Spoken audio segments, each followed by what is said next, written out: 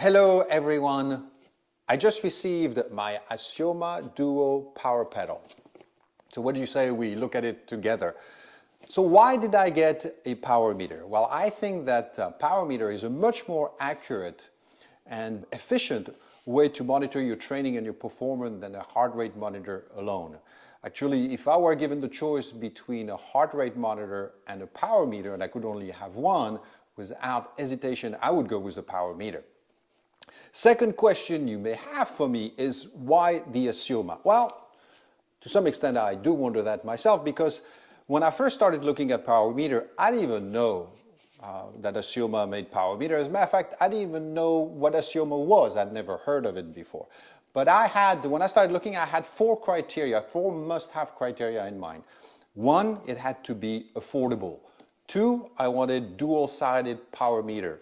Three, I wanted the power meter to be able to swap it between bikes easily and quickly. And lastly, I didn't want a brand new power meter that was unproven. I wanted something that had been around for a while, that had consistent good reviews. And the only power meter that I could find that met all four criteria was really the Assioma Duo. Now, the only thing I would have preferred if there had been an option to have speed play pedal instead of the low keel pedal, but not that big of a deal for me. That was more a nice to have than a must have, and this is what I got.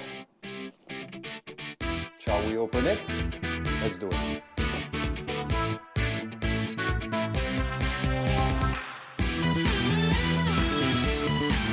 So let's see what we have.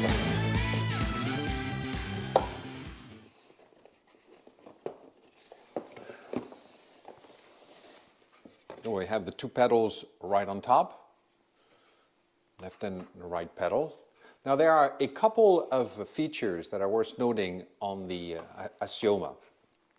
This is the power meter, that little cylinder that's attached to the spindle of the pedal. And the power meter, all the electronics, is submerged in resin, which makes it completely waterproof. Now, another thing is you can also buy the Assioma Uno. Now, the Assioma Uno also come with two pedals, but only one as a power meter. And what it does, it multiplies the power input in that one power meter by two to give you your overall power meter. So you have the Uno and the Duo, the Uno, of course, being a little bit cheaper than the Duo. The other thing that's worth noting about the Assioma is that from the research I've done, it's the only power meter that has a gyroscope inside the power meter. And what that means, that enables it to compute the power using what is called instantaneous angular velocity.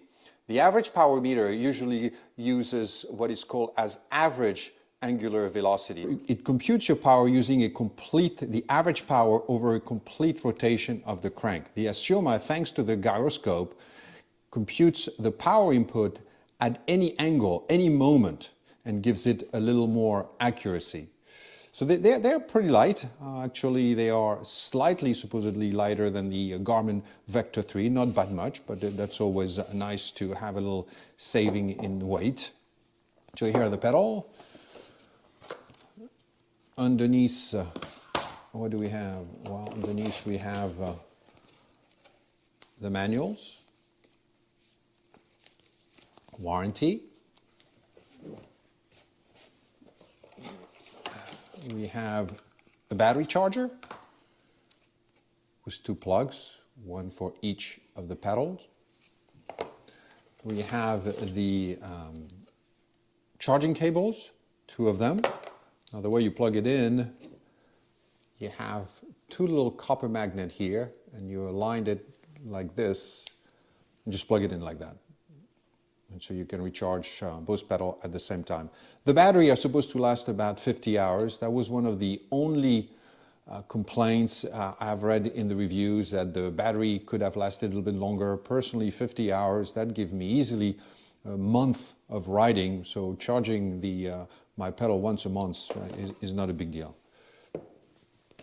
And you have some adapters if you travel, if you take your bike to another country, European, British, Chinese, and of course American. A pair of cleats.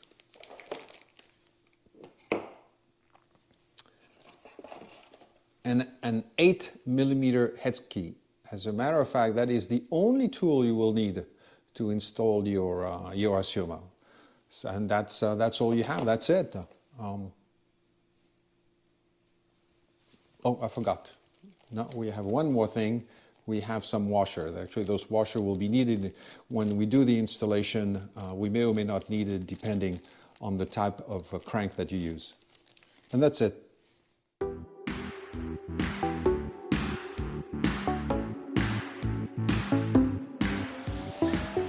So before we go ahead and install the pedals, we need to do a few more things. One, we have to activate the pedals. Two, you have to download the app on your phone and set up the app.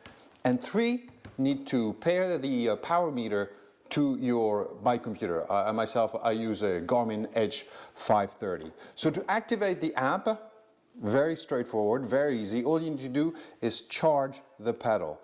The first time you use the pedal, when you unbox them, the way you activate them is simply by charging the pedal. After that, anytime there is movement in the pedal, it activates itself automatically. To download the app, well, you do that the way you do any other app. There is no account to set up. The only thing you have to do is once the power meter is connected to the app, you have to make sure that the crank arm length is correct. It's set by default to 172.5. So if you have a crank arm length that's different than that, make sure you override that manually, because if not, your power reading will be off. And that's all you need to do with regard to the app. The pairing, it was, again, super easy, very user-friendly. My Garmin recognized it automatically. The last thing I'm going to have to do is when I first go for a ride, I'm going to have to calibrate it, but that's the same with any power meter.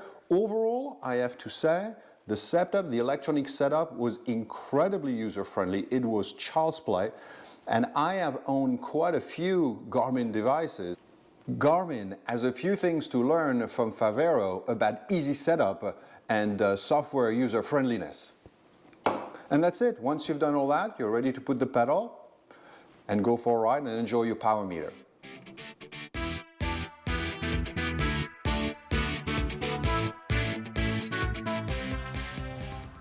So to install your pedals, all you need is the X key, the 8mm X key that came with the pedals, some grease, and you're good to go. Put a little grease on the thread.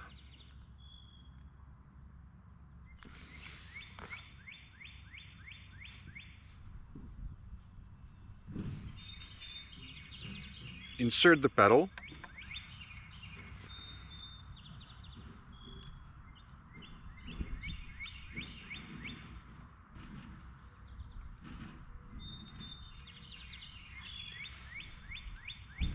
Make sure that you have at least 1 millimeter between the power meter, the cylinder, and the crank. That's why you have the washers. If the power meter touches the crank, uses the washer to make sure that you have at least 1 millimeter. In my case, I do have actually more than a millimeter, so I do not need the washers. And then all you need to do is tighten the power meter using the X key, and you're done.